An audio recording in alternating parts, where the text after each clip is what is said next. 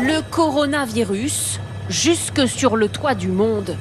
À plus de 5300 mètres d'altitude, le camp de base de l'Everest a vu ces derniers jours au moins 35 personnes contaminées être rapatriées vers la capitale népalaise.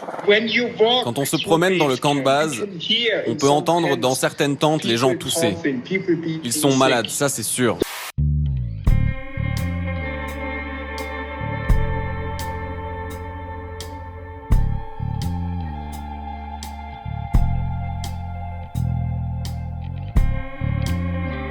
Face à l'épidémie qui progresse, grimpeurs et sherpas respectent désormais des mesures barrières en pleine montagne.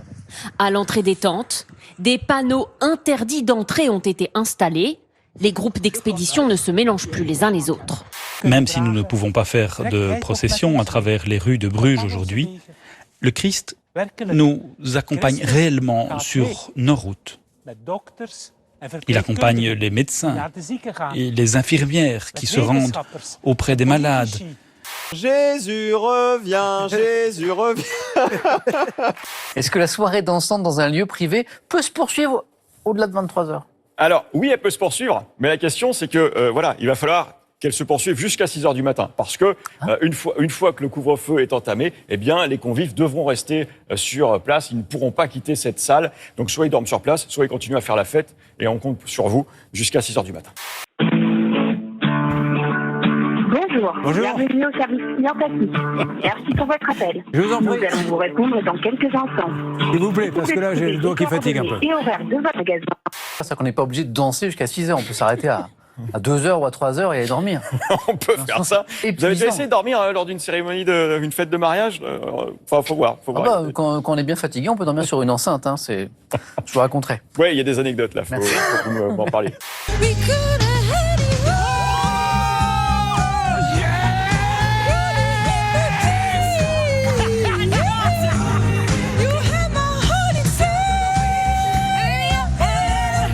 Est-ce que vous avez un rêve si vous gagnez beaucoup de sous chez nous ? Pour l'instant, 1300 €, il pourrait vous servir à quoi ? Oh, je peux pas le dire ici, je pense. C'est vrai ? À castrer mon chien, c'est... À castrer votre chien ?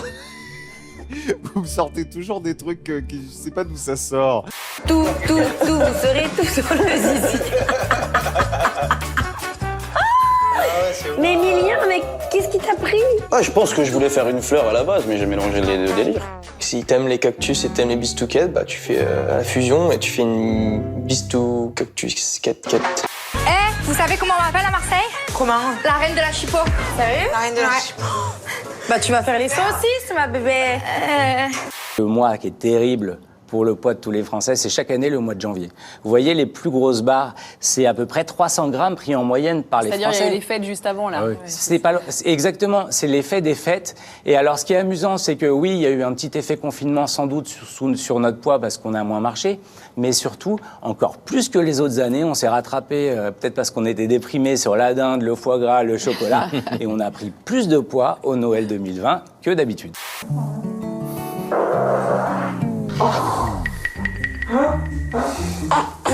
Je sens que ça va déborder, ça. Toi, t'es bien. T'es bien sur ta table. Il sourit. Il est content. Très en forme. Ce que c'est que d'avoir fait Sciences Po. Mais oui, Sciences Popo. Vous avez fait Sciences Po, Soren ? Je suis passé devant. Très sympa. Vous avez fait devant Sciences Po, ça n'a rien à voir. Sidonie ! Comment pas ? Cette femme qui a fait cette demande, je voudrais que vous veniez demain matin à 5h30 pour constater un tapage. Mon voisin du dessus tire la chasse d'eau. L'opératrice lui a répondu qu'il n'y avait rien d'anormal, mais elle a insisté. Si, c'est insupportable parce qu'en plus, il ne travaille pas. Bien sûr. C'est sûr. Donc, du coup, quand on ne travaille pas, il y a des heures de pipi. C'est comme ça. Ce message est vrai, ce n'est pas une blague. Écoutez, un auditeur qui s'adresse à moi, en fait, pour parler d'Alain Hazard. Oui, salut, c'est pour Julien Hazard. Alain Hazard, dites-lui qu'il ne se fasse pas embêter par Julien Courbet Il a le droit de boire un canon comme tout le monde, merde. Alors, Julien, tu arrêtes de l'embêter. Oh, tiens, moi, je vais m'en mettre un petit. Positive attitude, positive attitude, positive attitude. Il y a eu une petite averse. Il y avait une petite averse, mais ils sont tous rentrés là. Maintenant, ça s'est largement calmé là. Maintenant, il faut y aller là. Oh, ils sont où? Mais comment ça, il n'y a plus personne? Non, il faut tourner là maintenant, il faut tourner. Moteur! J'ai présenté la météo de FR3 Paris-Île-de-France Centre il y a 30 ans. Mais c'est la vérité. C'est très précis. Hein. Mais c'était improbable. Et je n'avais, comme le Météo France ne me donnait pas les bulletins météorologiques, j'inventais les températures et les précipitations. Non. Et comme j'étais jeune et que j'étais con, je faisais toujours pleuvoir sur les Yvelines. Au bout de 3 mois, vu le nombre de courriers qu'on recevait de plaintes en disant écoutez, on ne comprend pas, vous faites pleuvoir tous les jours alors qu'il fait un temps superbe. Et on m'a tapé sur les doigts. Voilà. Et pour la bouqueuse, allez, pour la c'est Marseille, bébé. Andiamo. Allez, on y va. Let's go. Direction la piscine. Ici, c'est Marseille, bébé.